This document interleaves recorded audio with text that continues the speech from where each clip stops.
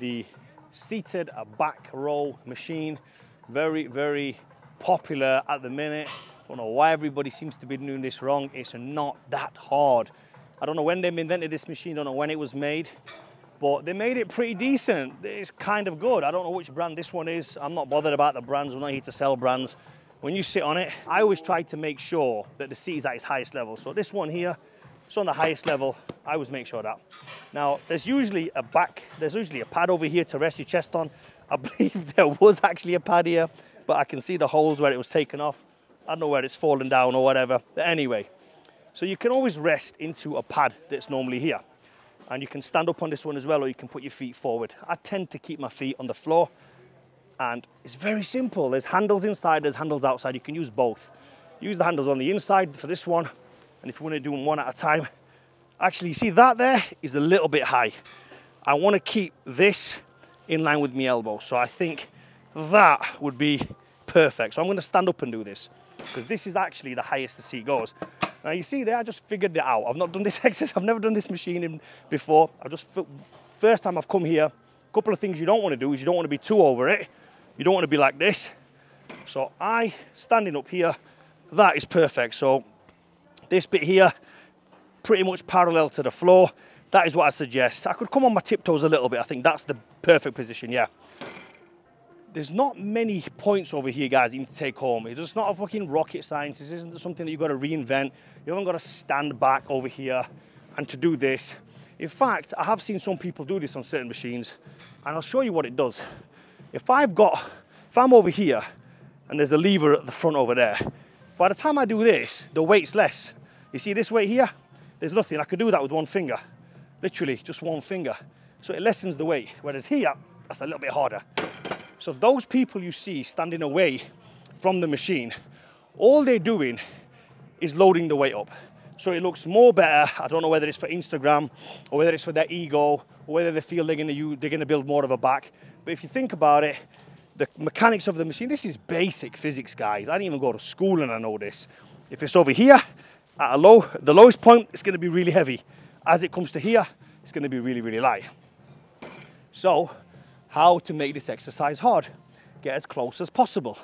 This is why I said seat high, and sometimes you can adjust this as well. There's usually a pad here to adjust. I would put this as close as possible. So this is perfect for me. Like I said, just don't complicate this machine. It's not that hard.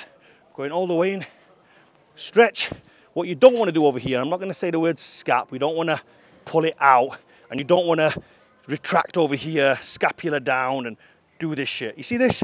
Way too much. You're thinking way too much about this. What you want to do, get relaxed, flare your lats out, get set, grab the weight. Now we're ready. Squeeze, squeeze. That's all we're doing. Squeeze.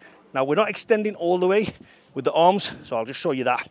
That would be fully extended. Now from there's no reason to do this. There's no reason to put our shoulder in this much of an exaggerated position. Then from here, we'd have to retract and then pull down, which is what I see some people doing. There's no need. This extra motion, you don't need. So what I would do is I'd keep everything tight and hard, rigid. That's it. Squeeze, squeeze. Now over here, you can see another little tip as well. This is momentum bit. So I'm holding it here, which I would say is about 80% extension. And I'd come forward to just use that momentum. So I'll show you in real time.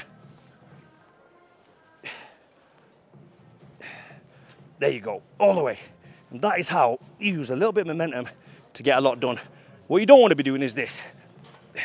You don't want to be using the momentum from there. So the momentum is stops, and then you can use it. Stop, then you can use it. It's really not that complicated, guys. From the front, what it should look like is trying to keep your body front on as possible. We don't want to be doing this.